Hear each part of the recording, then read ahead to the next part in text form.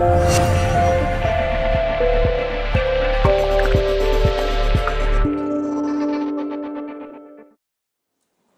vamos a empezar, pues vamos a ser puntuales, pues como nosotros habéis sido puntuales.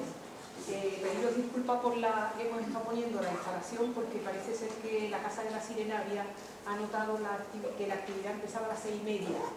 Entonces ha habido este pequeño descuadre, por eso hemos estado casi montando la mesa con vosotros.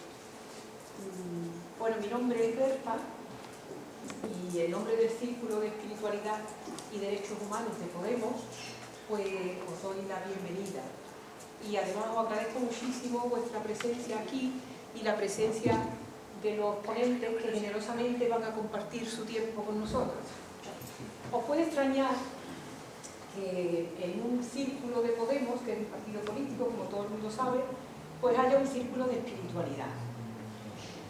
Esto nos lo ha cuestionado mucha gente, nos lo ha preguntado mucha gente, por eso yo lo quería, digamos, plantear aquí en primer lugar.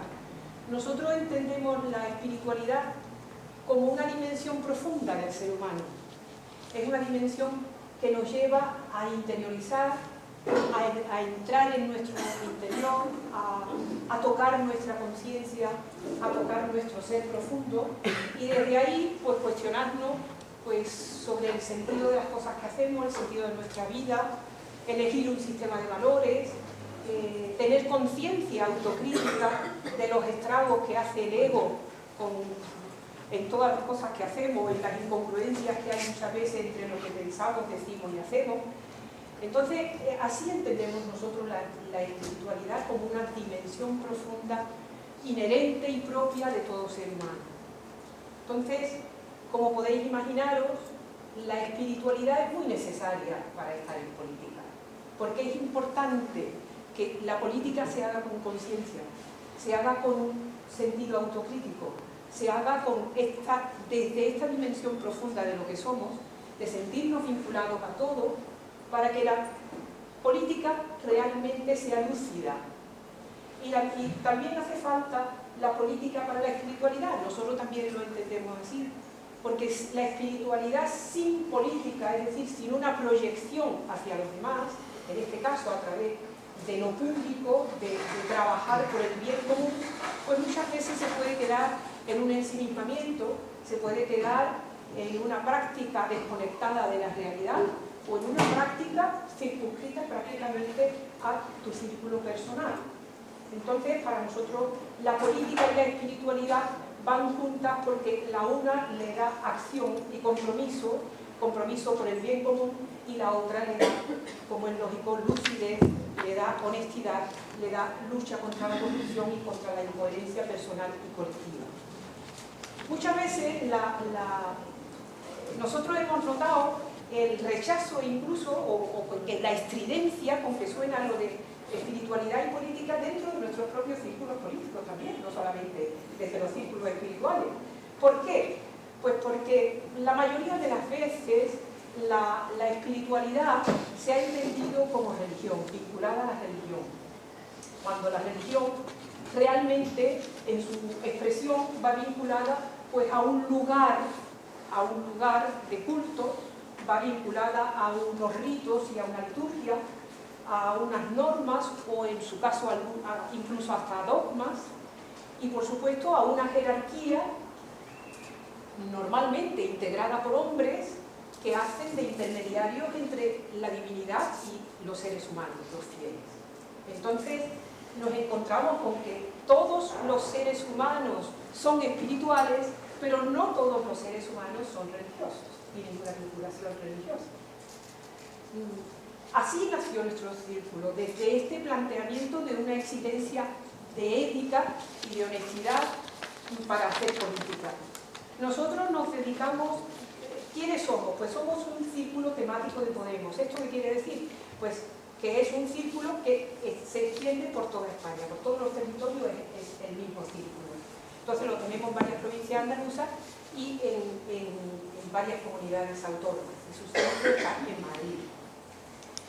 ¿Nosotros a qué nos dedicamos? Pues nos dedicamos a luchar, es decir, desde el convencimiento político, a luchar, a trabajar, a impulsar todo lo que sea el cambio de estas estructuras injustas que causan tanto sufrimiento hacia estructuras más justas.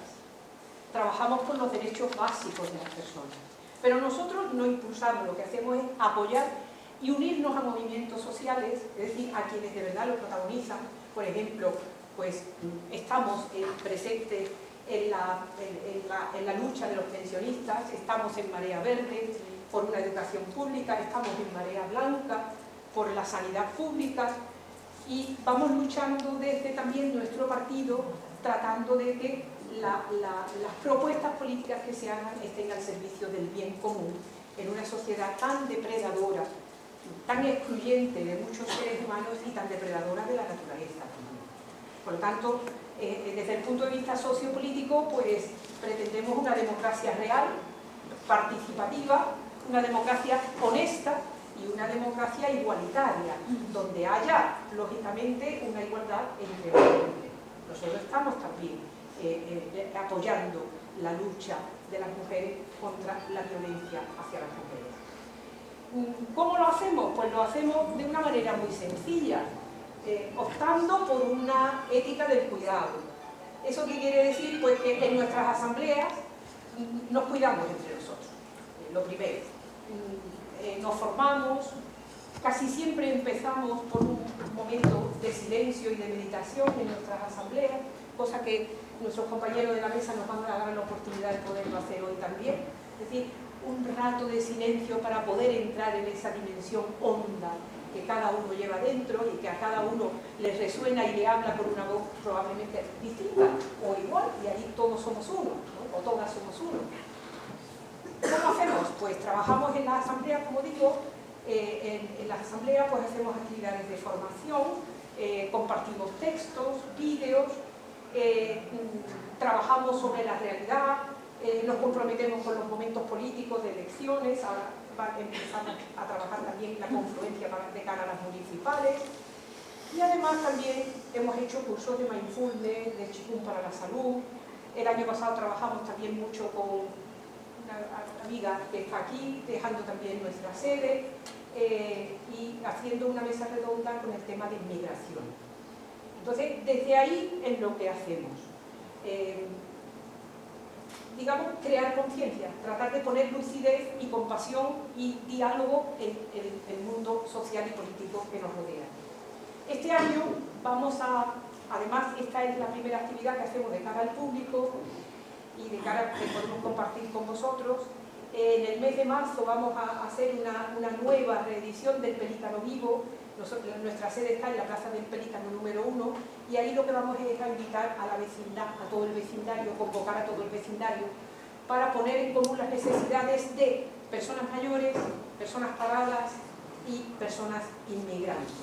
Y ahí se unen pues todas las asociaciones, comercios, bares que hay en el barrio con nosotros para poder reflexionar y hacer mesa redonda y compartir ideas y posibles soluciones que estén en nuestra mano con nosotros. El día 28 de marzo, en el Teatro del Hogar Virgen de los Reyes, tendremos también una conferencia de Emilio Carrillo que se titulará Hacia una espiritualidad política, a la cual estáis también invitados. Y el 24 de abril pues tendremos otra intervención de Llano Herrero, ecofeminista, y todavía está pendiente el título y probablemente pues o sea aquí o sea que eso está pendiente todavía de concretar. De manera que agradeceros muchísimo vuestra presencia y la vuestra, invitaros de corazón a que vengáis a nuestra asamblea, que podamos compartir e intercambiar como vamos a hacer hoy, y porque nuestro círculo es un círculo que está en permanente construcción, es un círculo vivo, porque lo hacemos las personas. Entonces, todas vuestras intervenciones y aportaciones siempre serán bienvenidas. Muchas gracias. Ahora voy a pasar a la...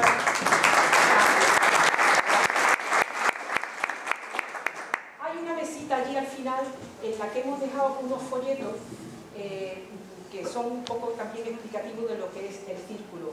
Y hay unas listas, por si queréis dejar vuestro nombre, apellido, unos datos, para que podáis recibir lo que hacemos, podáis estar informados de lo que hacemos. Muchas gracias. Paso la palabra a mi compañero Manuel, también del Círculo, que ya empieza a desarrollar. Buenas tardes, gracias por la asistencia del público y de los ponentes que tenemos en la mesa. Y vamos a empezar con un pequeño minuto de silencio que normalmente es algo que hacemos en nuestro círculo y que además nuestro compañero Goyo pues nos trae la logística adecuada y conveniente para ese minuto. Bueno, simplemente vamos a no pensar ahora. Simplemente vamos a intentar volver un poquito al cuerpo con la respiración y nos vamos a ayudar de este instrumento tan sencillo como es una campanita, ¿eh? Entonces voy a pedir que los que estéis así un poquito tumbaditos, que os pongáis derecho en la silla, que estéis, ¿sí?, con una postura digna, ¿no? Derecho, ¿eh? Los que queráis podéis cerrar los ojos y simplemente voy a ir haciendo una pequeñita guía, un minutito, ¿eh? Es un minuto solo. Con el sonido de la campana vamos a ir dejando que los pensamientos se vayan, ¿eh? Y simplemente nos quedamos con la respiración, y la respiración de alguna manera es la que nos está unificando esa mente y ese cuerpo.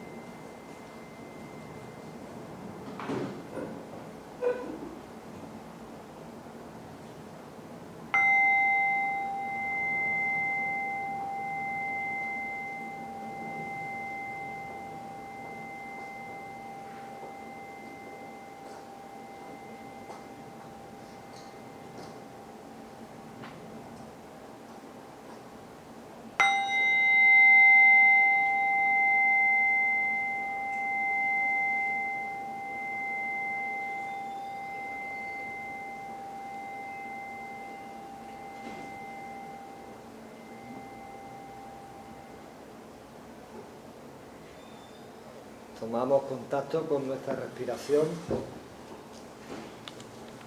la mirada la dirigimos hacia el interior, como si observáramos cómo entra y cómo sale el aire. Simplemente observo, sin forzar. Observo la inspiración. Soy consciente de mi inspiración y soy consciente de mi expiración.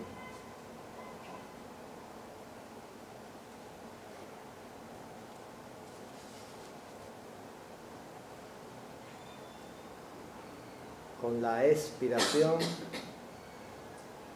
suelto las tensiones, suelto los pensamientos y simplemente habito mi cuerpo, me siento presente aquí y ahora y no tengo que hacer absolutamente nada, simplemente ser esa inspiración y esa expiración.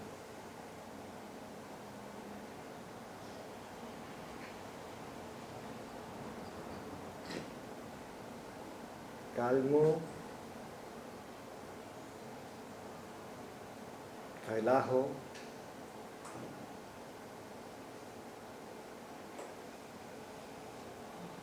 sonrío,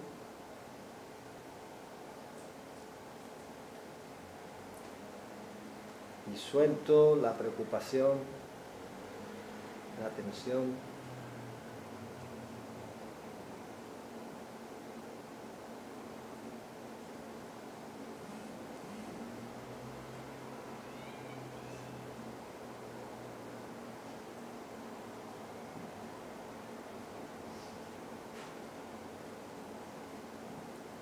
me aparecen pensamientos, juicios, simplemente digo ahora no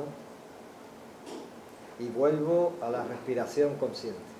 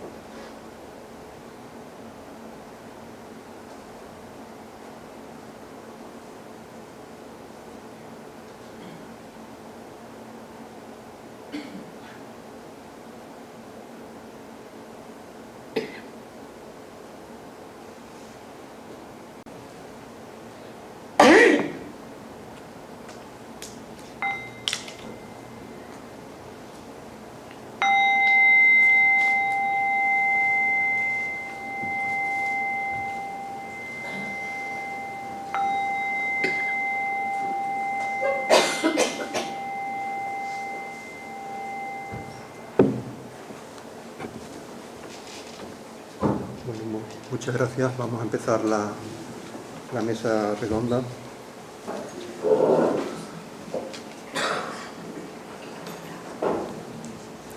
Yo entré en el Círculo de Podemos hace aproximadamente un año, pero no he podido venir apenas por el círculo y soy el más nuevo. Entonces me ha tocado presentar esta mesa redonda. No es ninguna amenaza si alguien viene que le vaya a tocar presentar alguna cosa, ¿no? Alguna actividad. Me lo han propuesto con mucho cariño y aquí estoy, atravesando mis inseguridades y mis miedos, ¿no? Y como dice el refrán, dice, si no quieres café, 2 tazas, ¿no? Pues hoy nos están grabando los compañeros de Radiópolis, una radio local, para una emisión en diferido, y también nos está grabando Mindalia, que le agradezco a los dos la presencia y hacerme pasar este mal rato que voy a pasar con esta presentación que va a tener tantos testigos, ¿no? Quiero empezar presentando a las personas de la mesa y después voy a hacer una pequeña introducción y después pasaremos a preguntas. Van a ser 3 preguntas para cada uno de ellos. La van a desarrollar como mejor les cuadre y como mejor les venga en ese momento. Y después vamos a pasar para quien quiera hacer una pregunta, la vamos a pasar por escrito, porque muchas veces las preguntas se agrupan, se pueden agrupar y así todo el mundo tiene la posibilidad de hacer su pregunta. Tanto Berta como Laura van a estar en el momento, al principio, si quieres puedes dejar las octavillas en blanco, como va a haber una mesita allí al fondo con información de todos los grupos que están aquí, que la han podido traer, información de sus actividades, pues allí hay una hoja en blanco, cada uno puede coger su hojita cuando más le plazca, hacer su pregunta y después nos la pasa a nosotros, tanto a Berta como a Laura. Bien, empezamos con Esperanza Santos. ¿Cuánto tiempo? Ella pertenece a Brahma Kumari, pero el nombre completo es Asociación Espiritual Mundial Brahma Kumari. Ella es filóloga inglesa, traductora, con inquietudes desde hace mucho tiempo, más de 27 años con el tema de Raja Yoga. Actualmente coordina Brahma Kumaris en Andalucía y participa del movimiento interreligioso de Sevilla. Parece que son cosas que alguna gente se puede estar preguntando, ¿y eso existe aquí en Sevilla? Pues parece que sí. Y además coordina el movimiento interreligioso tanto en Las Palmas como en Madrid como aquí. O sea que estás a full. ¿Qué tal? ¿Cómo estás? ¿Qué te parece la iniciativa? ¿Qué expectativas te surgen? Una breve respuesta, 1 minuto, 2 minutos. Bueno, yo creo que es una apertura interesante, ¿no? El hecho de que personas con diferentes formas y caminares, que en el fondo tenemos una inquietud común, porque la espiritualidad siempre parte de un mismo fondo común. A mí no me resulta raro que la política y la espiritualidad se unan. Creo que tenemos que romper fronteras de todo tipo y abrir, ¿no? Abrir nuestra conciencia, abrir esas ventanas, pero a todos los niveles. Yo creo que en todas las áreas sociales y de todo. Muy bien, muchas gracias. Después tenemos a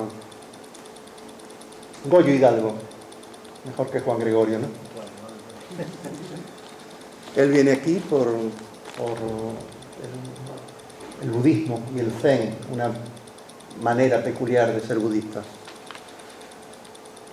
Goyo es filólogo de hispánica y además da clases desde el 87, ya lleva... Desde el año 87. Sí. Llevas ya tiempo, en el Instituto San Isidoro. No, desde el 87 en el San Isidoro no. Ahora... Y ahora das clase en el San Isidoro. Ahora sí. Vale, perfecto. Has pertenecido también a movimientos de base cristiana, a la Hoa, y después empezaste con el budismo. Actualmente sigues la línea de Thich Nhat Hanh, vietnamita, afincado en Francia, y eres fundador de la Changa, del grupo de meditación aquí en Sevilla, y además recientemente pues has sido honrado con el título de maestro de Dharma, ¿no? De Dharma. Maestro de Dharma. Bien. Y además eres padre de 2 hijos y estás muy interesado en la neurociencia. La misma pregunta. ¿Cómo estás? ¿Qué te parece la iniciativa? ¿Qué expectativas tienes? Bueno, pues como tú has dicho, para mí nunca han estado reñidas la política con la espiritualidad.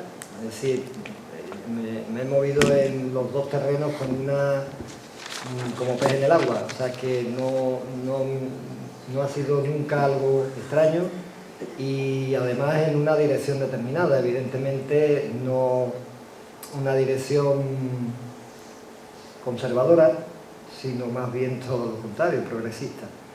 No entiendo, bueno, con todo mi respeto, pero no entiendo que si hay una profundidad en el camino espiritual, esa dimensión política sea una dimensión, digamos, reaccionaria.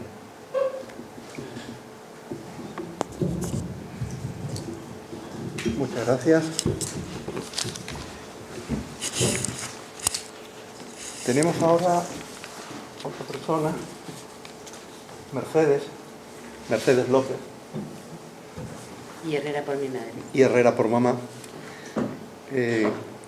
Nos va a hablar de la espiritualidad desde el cristianismo. Ella es teóloga feminista, es también cofundadora de la Escuela Feminista de Teología de Andalucía.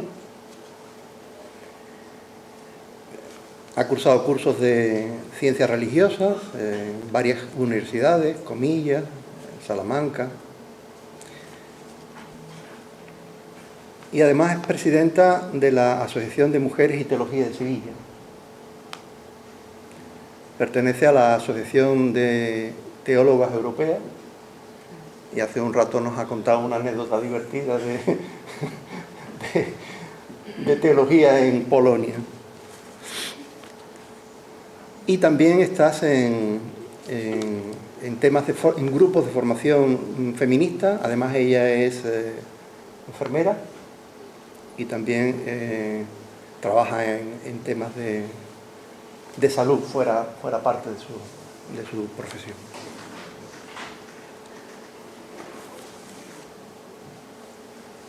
La misma pregunta. ¿Cómo estás? ¿Qué te parece la iniciativa? ¿Qué expectativas tienes? La iniciativa me parece estupenda, absolutamente necesaria e imprescindible en estos momentos, más que nunca quizás. Y la verdad es que para mí es un reto, porque hablar de la espiritualidad no es fácil. Y como ha dicho antes Berta, es una espiritualidad la nuestra comprometida, pero no es sencillo. Entonces, bueno, estoy aquí pues con esa sensación de decir gracias por la confianza y a ver si soy capaz de decir algo que realmente sea útil, ¿no?, para todo el mundo. O sea que muy bien, y que tengamos muchas más como esta. Muy bien, muchas gracias. Y ya por último tenemos a Jihad Sarasúa, que nos va a hablar desde la perspectiva del Islam.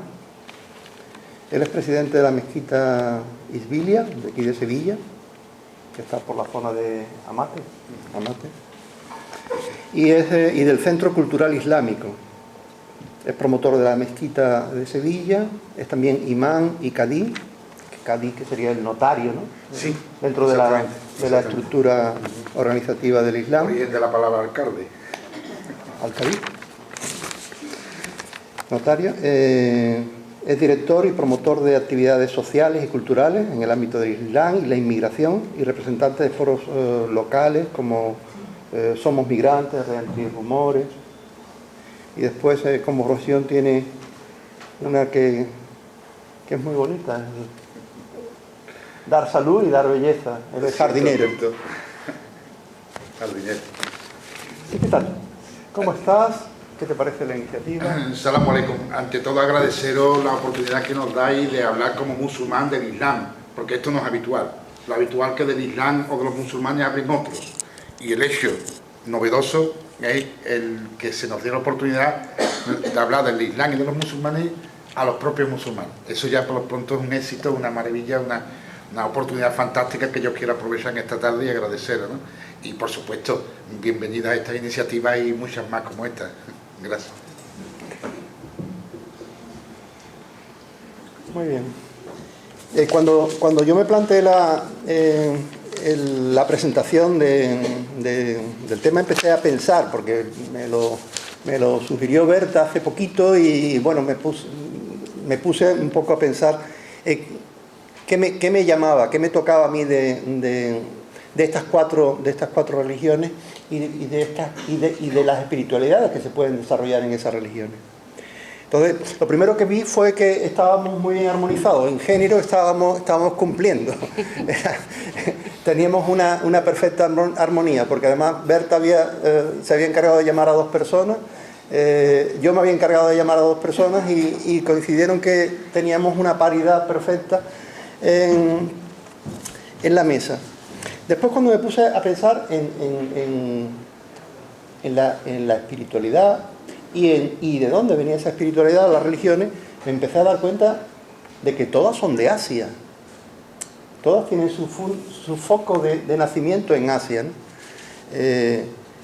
Y bueno, desde el punto de vista de un europeo, que parece que lo hacemos todo, somos los fantásticos, somos los más guay y los que dominamos el mundo y tal, resulta que aquí lo tenemos expresado muy sencillamente, ¿no? Desde la mayor, además lo tenemos incluso cronológicamente. Si os dais cuenta, primero viene Brahma Kumari, que es la conexión con el hinduismo, y de ahí es la más antigua de todas, ¿no? Después, la siguiente, además todo esto por orden alfabético, Brahma por la B, budismo sería la siguiente.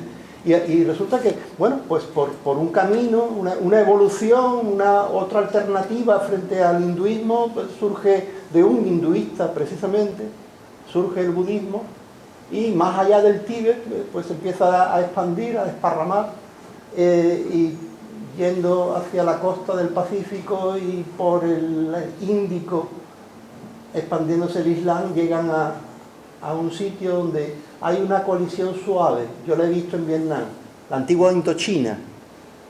Entonces, lo hindú, la cultura india y la cultura china llegan allí y se solapan perfectamente. Yo la he vivido en Vietnam, estuve 36 días allí, y en cualquier sitio de Ho Chi Minh City, en Saigón, te puedes encontrar en 1 kilómetro, te puedes encontrar una mezquita, te puedes encontrar una catedral como la de Notre Dame en Saigón, o te puedes encontrar un templo ligado al hinduismo, o te puedes encontrar una pagoda, todas en perfecta armonía.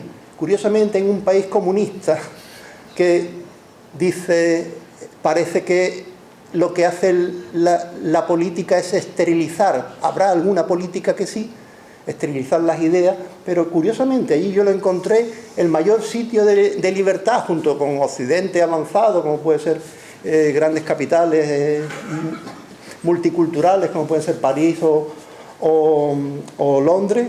Allí encuentras esa fusión Indochina, ¿no?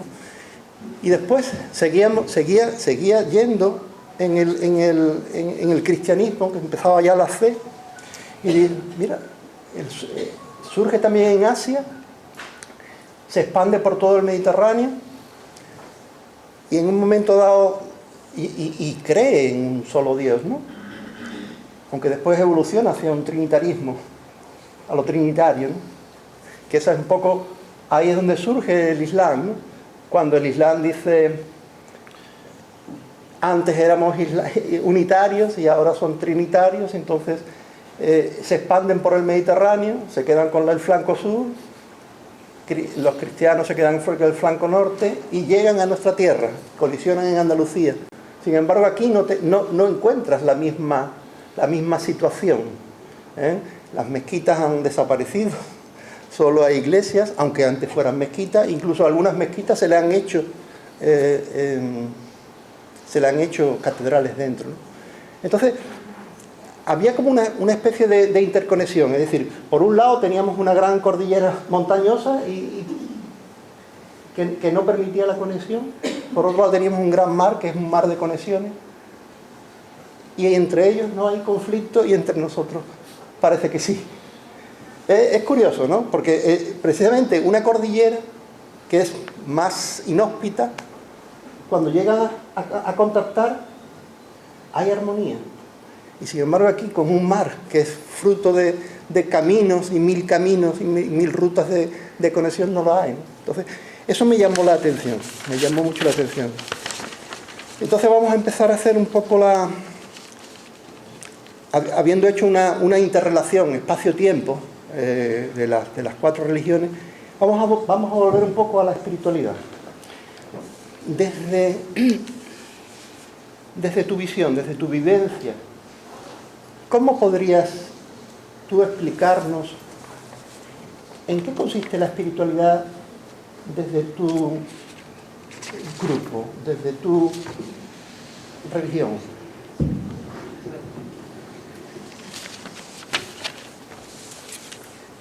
Antes se ha mencionado algo, creo que comentaste, Berta, ¿no? Como en el fondo todos somos seres espirituales, ¿no? No simplemente seres humanos que tenemos de vez en cuando, o en momentos así, en mesas así, en diálogos, o cuando voy al templo, o a los cultos diferentes, soy espiritual, y después no, somos por naturaleza seres espirituales con experiencias humanas que algunas las llevamos de una manera y otras de otra, y creo que ahí la espiritualidad responde a cómo llevamos las experiencias humanas, es decir, nuestra propia vida. desde Brahma Kumaris, que realmente no tiene que ver con el hinduismo, aunque nace en India, pero, por ejemplo, nuestra forma de llevar la espiritualidad es la conexión precisamente con nuestro ser interior, un reconocimiento de que somos algo más que energía física, y desde dentro responder hacia afuera desde una conciencia espiritual, como ser energía espiritual. Somos almas, así lo entendemos y así lo intentamos vivir. Y desde ahí también poder conectar con los demás, no simplemente por su identidad social, política, ni siquiera religiosa, sino más allá de cualquier imagen externa o incluso imagen interna, porque me han dicho que esta persona es así o así. Intentamos ver también el alma, porque entendemos que la naturaleza del alma es paz, es esencia pura, es amor, es feliz, por naturaleza es fuerte, es auténtica. Y desde esa visión, si me comunico con el otro, viendo al alma que tengo delante, de alguna manera esa espiritualidad nos hace comunicarnos a otro nivel. También la conexión con la fuente, una fuente, por eso digo que a diferencia del hinduismo, es una fuente la conexión con uno. Y creo que es el mismo Dios para todos. No nos podemos dividir ahí. La misma semilla, un árbol diferente, diferentes ramas, diferentes formas, pero todos partimos de la misma semilla. Creo que la espiritualidad, la visión universal nos ayuda a darnos cuenta de que todos somos hermanos. Y momentos como este son espirituales porque estamos comunicando desde el silencio, desde dentro hacia afuera, a través de la escucha, a través de la reflexión. Todos esos son ingredientes que influyen en la espiritualidad. Creo que eso es fundamental. Muy bien, gracias. La misma pregunta para Goyo.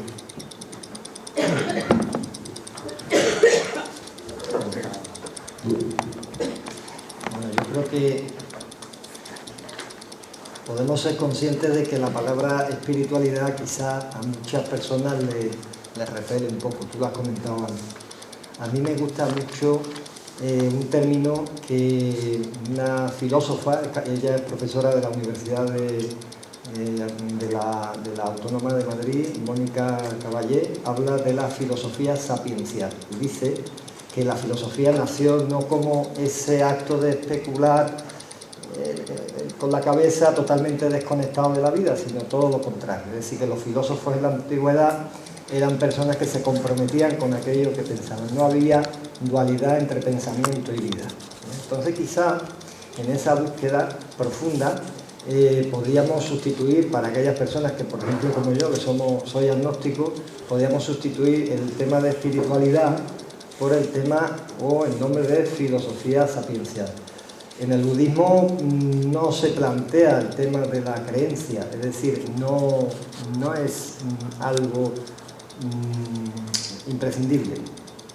El budismo permite, de alguna manera, que una persona sea, vamos a decir, espiritual, es decir, por usar el término que ya tenemos comúnmente aceptado, pero que vuelvo a repetir, quizá mucha gente joven, mucha gente que, si nos miramos aquí, hay un chaval joven allí, al fondo, el que conozco perfectamente, pero estamos muy mayores. Parece que este tema a la gente joven como que no le llega mucho. Quizás los nombres también tienen algo que decir, las palabras tienen algo que decir. Y podría ser que a lo mejor otro término pudiera ser mucho más atractivo. Entonces, en ese sentido, en el budismo nos planteamos una de las cuestiones fundamentales es el vivir el momento presente, el presente. La plena conciencia en el aquí y en el ahora. Esa plena conciencia en el aquí y en el ahora a partir de la realidad concreta. Hablamos de dos dimensiones. En el budismo hablamos de dos dimensiones. La dimensión, digamos, histórica, tenemos aquí, y hablamos de la dimensión última. Nuestra verdadera naturaleza, nuestra auténtica naturaleza, está más allá de esa realidad histórica, pero no fuera de ella. Es decir, ambas están unidas. Eso quizás es una de las cosas más radicales, porque a mí por lo menos más me sedujo del budismo, porque vive el momento presente, vive la realidad, no escapa de ella. Dice, mi maestro tiene una frase, si la encuentro por aquí, y si no la digo porque más o menos me la sé, que dice que no meditamos para huir de la realidad, para escapar de la realidad, sino para incorporarnos adecuadamente a ella. ¿De acuerdo? Entonces, el sentido de la responsabilidad es muy fuerte en el budismo. Responsabilidad contigo mismo y con lo que es tu tarea en el mundo. Porque una de las cuestiones que observas cuando vas tocando esa auténtica naturaleza o naturaleza esencial es que no hay separación. La etiqueta de budista, hinduista, católico, son formas de ver, pero en el fondo participamos de lo mismo, somos uno. Somos uno. Y nosotros hablamos ahí de una cuestión que es la vacuidad, que mi maestro la renombra como el interser.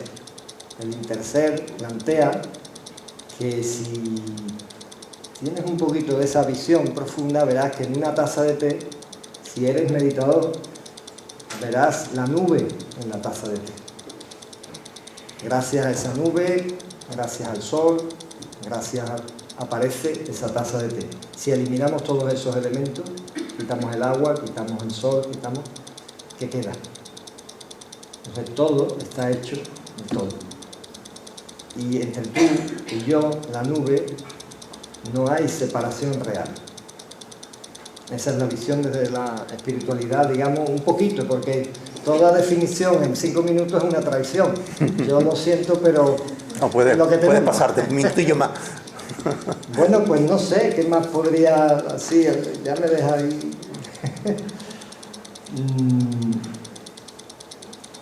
Bueno, una cuestión es que eso, cuando vas comprometido con tu camino, vas observando que lo que nos hace sufrir, lo que nos separa, es una gran ignorancia. La dualidad, la separatidad, estoy separado. Ese es el gran sufrimiento de la humanidad y es el gran sufrimiento del hombre contemporáneo. Se siente de alguna manera aislado. Entonces, cuando vas viendo que eso es una ilusión, que no es real, y vas viendo que el sufrimiento del otro forma parte del tuyo y el tuyo forma parte del otro, es decir, que es algo, no es individual, en ese sentido aparece de una manera casi natural, cuando has tomado conciencia, aparece la decisión, la voluntad de alguna manera trabajar por acompañar, aliviar, como queráis decir, el sufrimiento de la humanidad y de todos los seres vivos, no solo de la humanidad. Una visión que a mí me gusta también mucho del budismo es que es muy poco antropocéntrico. En ese sentido, por ejemplo, nuestra cultura nos centramos mucho que parece que somos los humanos los únicos, los ombligos de todo lo que es el universo. Y en el budismo la visión es mucho más amplia. Todos los seres. Muchas gracias. Pues Mercedes. Seguimos. Misma pregunta. Sí, por razón de tiempo yo prefiero leerlo, ya que lo tengo. Perfecto. Porque además estoy encantada de ver la gran sintonía que tenemos, ¿no? Como ya se ha dicho además, la espiritualidad es la capacidad de ver esa dimensión profunda, es decir, lo contrario de la superficialidad. Esa capacidad de ver la dimensión profunda última de lo real y vivir en coherencia con ello. vivencia que sobrepasa lo personal, nuestro ego, dimensión transpersonal desde la que damos respuesta ante la realidad. Por lo tanto, mi conciencia de espiritualidad cristiana está inmersa en la respuesta histórica de las mujeres a la realidad, en la que se encuentra una fuerte dimensión política, integradora, ancestral, no dualista, no fragmentadora de la realidad que tanto necesita el mundo, y de la que las mujeres sabemos mucho más de lo que nos está permitido reconocer. Desde los diferentes ámbitos de saber, desde la física cuántica hasta la psicología transpersonal, desde la mística hasta las neurociencias, lo que ya se nos hace saber es que nada se haya separado de nada. No existe una realidad fraccionada, todo está conectado. Ha llegado la hora de superar este paradigma mental, de estos modelos mentales que vivimos construidos de falsas creencias que fraccionan la realidad. La espiritualidad es la fuente de todo, es el principio constitutivo de toda forma y dinamismo de vida. Es el núcleo más hondo, la identidad última de todo lo que es, la mismidad de lo real. Este principio único fue denominado por el pensamiento griego antiguo logos, por el índico Brahman, por el pensamiento extremo oriental Tao. La sabiduría hermética lo ha designado frecuentemente el todo, y para las religiones la divinidad. Todas las formas lo expresan y en todas se manifiesta sin negarlas ni anular las diferencias. Nuestras realidades materiales, estados mentales, todo lo que denominamos mundo está permanentemente en cambio. Como dijo Heráclito, no es posible bañarse 2 veces en el mismo río. Todas las tradiciones de sabiduría de todos los lugares y tiempos sostienen que las manifestaciones que constituyen este mundo permanentemente mudable han de ser expresión de lo que es, una realidad sustancial y permanente que no cambia, porque es en sí y por sí autosuficiente y completa en sí misma. Por ello, la igualdad o la eliminación de desigualdades es de todas las pretensiones humanas la más ética, religiosa, teológica, creyente y cristiana. Muchas gracias. ¿Y Yihad? La pregunta es la misma. Sí, habéis nombrado, mi compañero ha nombrado a los antiguos filósofos y hago referencia a ellos porque cuando uno de ellos sabio dijo que solo sé que no sé nada, ¿no? Y esa es la consecuencia de una reflexión que empieza en nosotros y necesariamente termina en nosotros. Cuando queremos responder a quiénes somos, de dónde venimos, a preguntas que todo el mundo nos hacemos, ¿no? Y a esas preguntas no hay más respuesta que la que nosotros mismos nos damos. Estamos limitados, a menos que tengamos una revelación. Y eso es lo que ofrece el Islam, una revelación de la verdad hacia aquel que busca el conocimiento, la verdad. El concepto transversal de el tawhid, o sea, la unicidad de Dios. Aquí hemos hecho referencia continuamente a la unicidad de Dios, el tawhid, que es el nombre con el cual el musulmán se acerca a ese concepto. Y esa es la piedra angular de la filosofía y de la espiritualidad del musulmán. Buscar la unidad que subyace en todo cuanto existe. Los científicos le llaman la unicidad, la ciencia, el Big Bang, y la singularidad, nosotros le llamamos Allah, pero en definitiva es aquello que ha estado antes de la creación y que estará después de la creación, o sea, lo eterno, lo verdadero. Y eso se nos ofrece a través de la revelación. Esta revelación, el Islam, que es la más moderna, me siento muy joven, por lo tanto, nos ofrece una visión renovada de esta religión que ha sido la misma, porque no hay más verdad que la verdad. Por lo tanto, la verdad ha cambiado en nuestra pronunciación, en nuestro pronunciamiento, en los idiomas, pero siempre hemos buscado, hemos encontrado la misma verdad. Nos ofrece un axioma, una palabra del Corán que dice: hoy toda la tierra se ha convertido en mezquita. Repito, hoy toda la tierra se ha convertido en mezquita y de esa manera el musulmán encuentra que puede hacer su religiosidad, su espiritualidad, su vivencia en cualquier sitio. No necesita un espacio consagrado, un espacio determinado para encontrarse con él mismo y con su realidad existencial. Por lo tanto, también al contrario, hemos considerado, o se puede considerar, que todo el mundo se hace santo o santificado, o se glorifica cada espacio, por humilde que sea, puede sernos útil, porque allí encontramos la esencia de nuestra búsqueda. También podríamos considerar la palabra que el Corán nos pone, cuando nos pone como ejemplo cosas tan sencillas y cotidianas como una hormiga, como una abeja, como el cielo, la tierra, el sol, la fruta que madura en los árboles. De esa manera, el objeto de reflexión está al alcance de todos y cada uno de nosotros, no solo de una élite intelectual, sino que cualquier persona tiene al alcance de sí mismo esos grandes signos que Dios nos pone a nuestro alcance, como el hecho que hemos mencionado, que menciona constantemente el Corán en estos ejemplos, ¿no? De tal manera que cada persona puede alcanzar esa espiritualidad en el entorno en el que sea y con la capacidad que tenga. Eso no tiene límite para la revelación de Dios.